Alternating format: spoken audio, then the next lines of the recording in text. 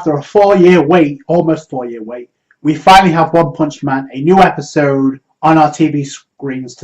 So, unfortunately, a lot could change within 4 years. The anime studio's changed. It's not Studio Madhouse. It doesn't take a rocket scientist to figure out, especially with the art style and animation changing.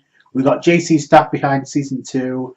And before episode 1, we got the trailer that I noticed there was a lot of moan and groans. People, I'm not sure about this. They set the bar so high with season 1 that it was going to be hard to match regardless of who was in charge. Despite the change in art style and animation, it was obviously as clear as day. But by the end, I kind of forgot about that because it's an enjoyable episode for the most part. You can notice the change in vibe. Like with the very first episode of One Punch Man, you can tell it's all about the action. You did get some action in season 2, episode 1. However, it was more focused on the story aspect of One Punch Man, which I appreciate more than I do the action. I really have, and I always will when it comes to anime, any type of fiction. It starts off, we don't even get an opening actually. I don't know if the ending song, which I'll get into, is the opening, but either way, we start off with Saitama and Genos and the encounter. It doesn't take us long to get introduced to King, and I guess they noticed throughout the world, because obviously he has a huge reputation.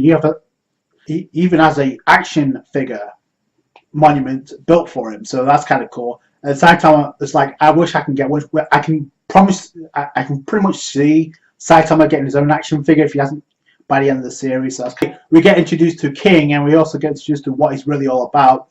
Pretty quickly, we get introduced to a tongue stretcher monsters going around, obsessed with girls. You thought that Saitama and Genos were going to take care of this guy.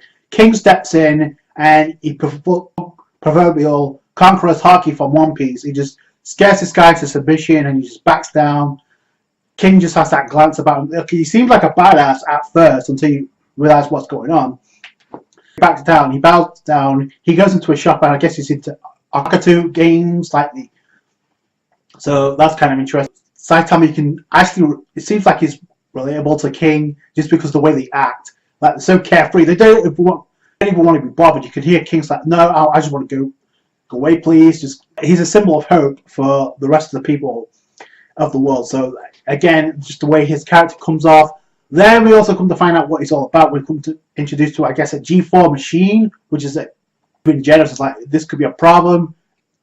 Saitama has kind of a serious look on him, but then King steps up again. He encounters this G4 machine. He's like, can I just go to the bathroom so I could just take a piss? So I'll be back to take care of this business. But he just uses this opportunity to run away, and Saitama disappears. Meanwhile, Genos is taking care of this G4 machine. And we come to find out that he's just a scaredy cat, pretty much. And he came off the same vibes that I got from Monaka from Dragon Ball Super, where he seemed like he was hyped up by Beerus, but he turned out to be a scrub, a complete troll. That's what King was. He was hyped up since season 1, the ending of season 1, to be like an unstoppable hero. He was the top of the bunch, apparently. He's S-class. He's just a fraud, and the only reason he got into the position that he was because Saitama took care of his problems, past and present. So it turns out he's just a fraud, and the only reason he got into the position that he was because Saitama took care of his problems, past and present. So, and I found it ironic how he's trying to play the game, and then Saitama just casually behind him. So, yo, what you doing?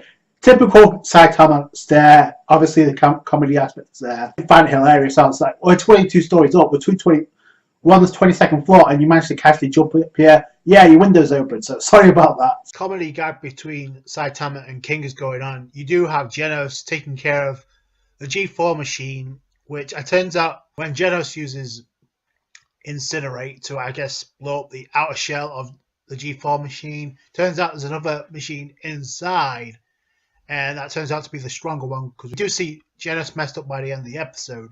Well, he wants to say the truth, like he's scared. He doesn't want to be a hero. Saitama off screen takes care of it like a flash. We don't even see the punch. Like, Genos is taking most of the action in this episode. Boom, that was it for Saitama and taking care of his fair share.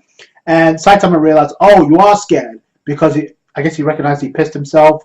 Guess he forgot to go to the toilet as well, so that was funny. I'll be back later to play video games.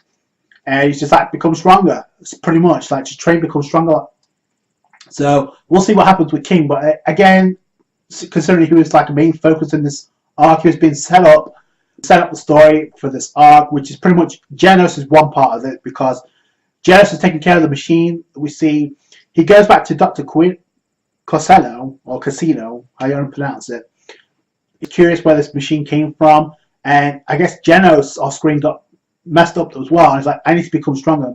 Fix me up so I can become stronger, so I can earn my stripes just like Saitama. There is a quote where Genos is like being addressed by, I guess, that G4 demon, when he's like, oh, I'm here because I'm targeting King. That's my target. Is like, no, Genos is like, I know someone who's stronger, obviously Saitama, which I don't know if you can see for the bullshit as well, like Saitama did.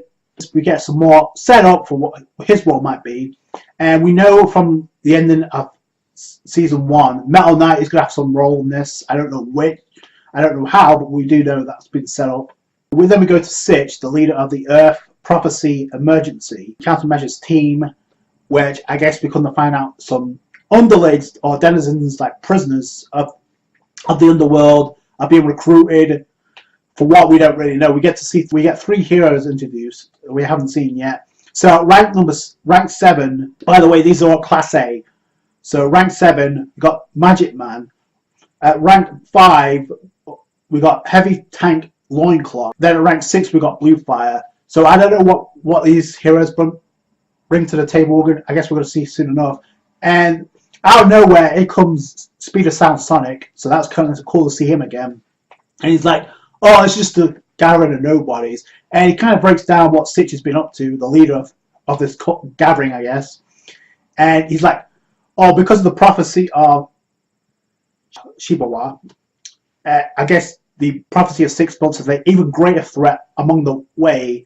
6 months hasn't happened yet, so that has to take place soon.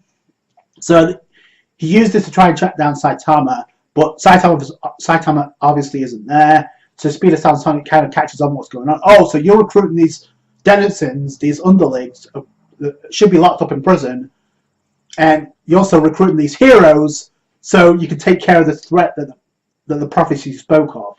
So how do you know all this? And like, this is just a joke. So I'm out of here. And then we get... So I guess if he's tracking down Saitama by actually tracking down his other move, we get reintroduced to Hellish Blizzard, or Lady Blizzard. Fubuki, I guess the sister of Tatsumaki, aka Tornado. We know the connection. But she has an interest in Saitama as well as Speed of Sound Sonic. So it's like, because she's the same rank, in class as Saitama, and she's like, how do you do this? It's got to be a secret to his strength. Like, Speed of Sound Sonic saying the same thing.